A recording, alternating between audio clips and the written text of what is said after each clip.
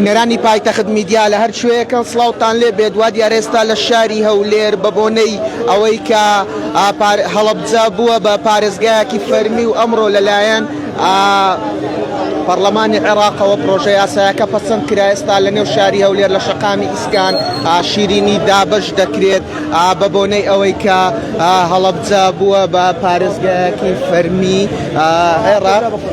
ئەو دیمەنانەی دەیبینن بە شێوەیەکی ڕاستەوخۆ لە چاوی کامێرای پایتەخت میدیاوە دیمەنی دابشکردنی شیرینیە بە بۆنەی ئەوەی کە هەڵەبجە بووە بە پارێزگایەکی تری عێراق ئەمڕۆ بە شێوەیەکی فەرمی پەرلەمانی عێراق پرۆژە یاسای بە پارێزگابوونی هەڵەبجەی دەرکرد.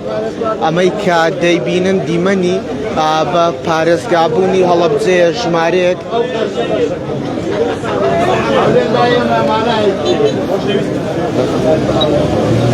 ژمارەیە هاوڵاتی دانیشتوی سنووری پارێزگای هەڵەبجە واتە و هاوڵاتیانە لە هەڵەبجە خەڵکی هەڵەبجەنا لە شاری هەولێردا دەنیشن ئەمڕۆ بە بۆنەی ئەوەی کە هەڵەبجە بووە بە پارێزگا دەستیان کردووە بە دابشکردنی شیرینی ئەوەی دەیبینن ئێستا شەقامی ئیسکانە لە شاری هەولێر.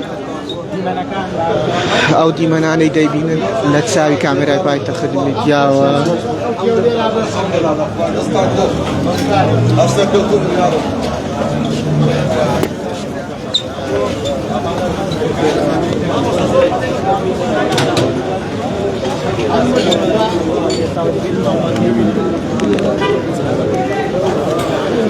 ئەمڕۆ لەلایەن پەرلەمانی عێراقەوە پرۆژە یاسای بە پارێزگابوونی هەڵەبجە پەسەند کرا. ئەمەش کاردانەوە و دڵخۆشێکی گەورە و فراوانی هاوڵاتیانی هەڵەبجەی لێکەوتەوە. چەند هاوڵاتیە کە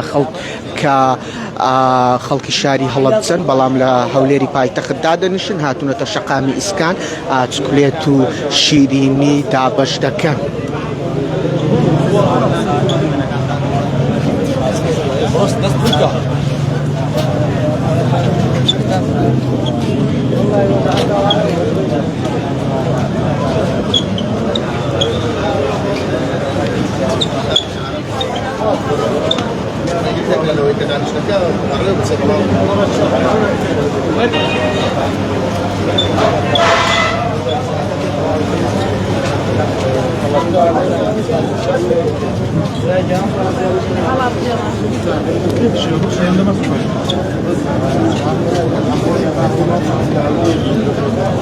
والله بس بيت يعني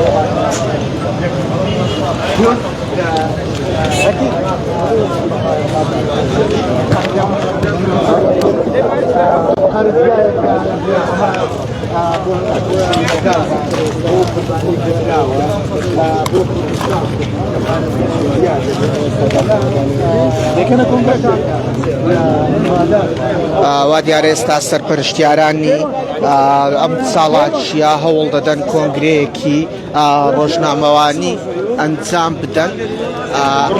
سلااوت دەبێت ئەگەر باسی ئێوە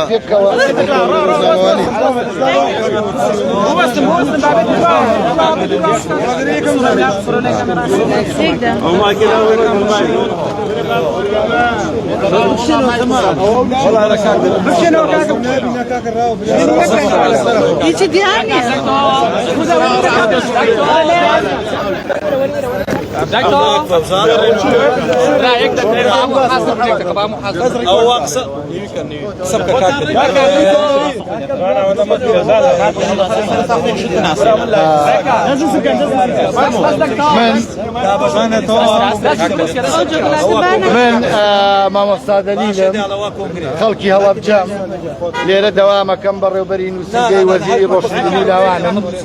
ئێمە ئەمڕۆ کۆمەڵێک خەڵکی هەڵەبجە کە لە هەولێرین بە بۆنەی بە پارێزگابوونی هەڵەبجەوە کۆبووینەوە حەزمان کرد ئەم خۆشیە لەگەڵ خەڵکی هەولێرە پێکەوە ئاهەنگی بە پارێزگابوونی هەڵەبجە بگێڕین.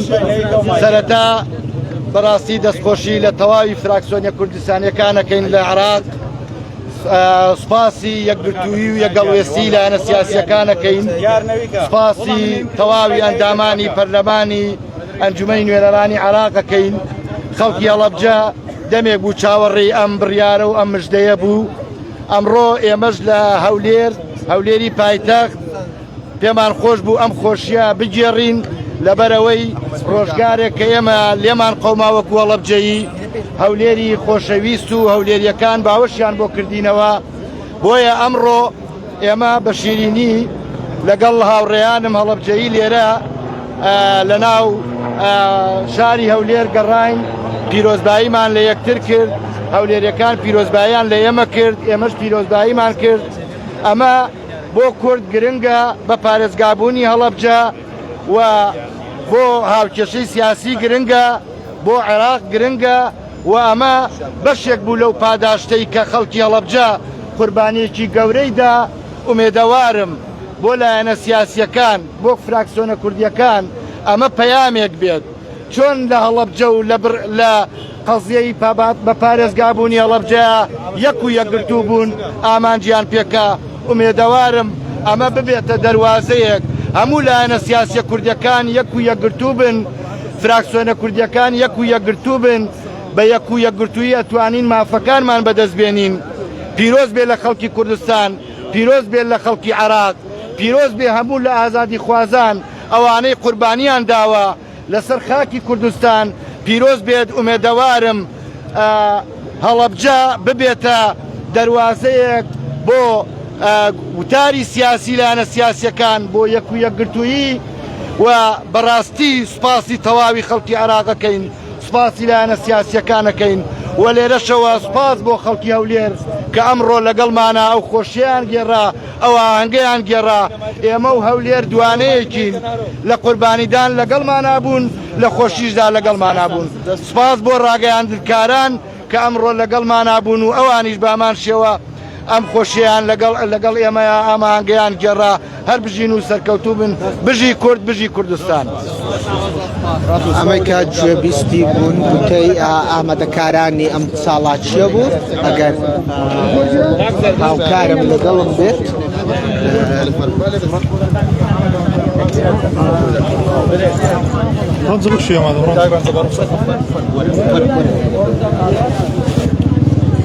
ئوستاس دوو سەما بۆ بکەن بە شێوەیەک ڕاستەوخۆ لەگەڵتانم ئەم ساڵاتچیە کە ئەنجامتاندایەوە وەکو هەڵەبجەیەکان لە هەولێر تا چەند دڵخۆشن کە دوای بە کۆدەنجێکی یەکجار زۆری لایەنە کوردستانیەکان هەڵەبجە بوو بە پارێزگایەکی تری عێراق.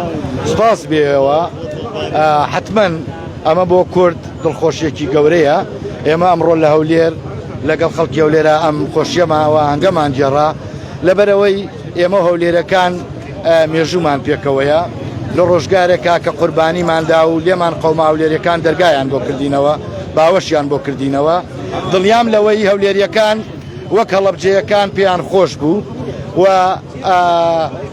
سوپاسی فراکسیۆنە کوردیەکانەکەین سوپاسی یەکگوتاری و یەکگەڵوێستی لایەنە سیاسیەکانەکەین کە ئەمڕۆ ئەوەیان سەرمان کە یەک و یەکگرتوو بنتوانیان ئەو بڕیارە لە ئەنجومەی نوێنەرانی عێراق تێپەڕێت. ئومێدەواریشم ئەم هەنگاوەی بە پارێزگابوونی هەڵەبجە ببێتە دەریواتەیەک لایەنە سیاسیەکان فراکسیۆنە کوردیەکان یەک و یەکگرتوو بن. دڵنیام لەوەی بە یەک و یەکگرتوو دەتوانین ئامانجەکانی تری کورد بەدەستبێنین. زۆر سپاس. بینەرانی پایتەخت میدیا ئەوەی کە جێبیستی بوون گوتەی سەرپەرشتیاری ڕێکخستنی بەخشینەوەی شیرینی بوو لە شەقامی ئیسکانی شاری هەولێر. ئەمڕۆ پەرلەمانی عێراق لە پرۆژە یاسایەکدا بە کۆدەنجی تەواوی لایەنەکان هەڵبەت بە کۆدەنجی تەواوی فراکسیۆنە کوردیەکان پرۆژە یاسای بە پارێزگابوونی هەڵەبجەی پەسەند کرد. بەمەش هەڵەبجە بوو بە یەکێکی تر لە پارێزگاکانی تری عێراق. وەکە میشە لەبوونی هەر زانیاریەکی تر چاوتان لەسەر پلاتفۆرمەکانی پایتەخت میدیا.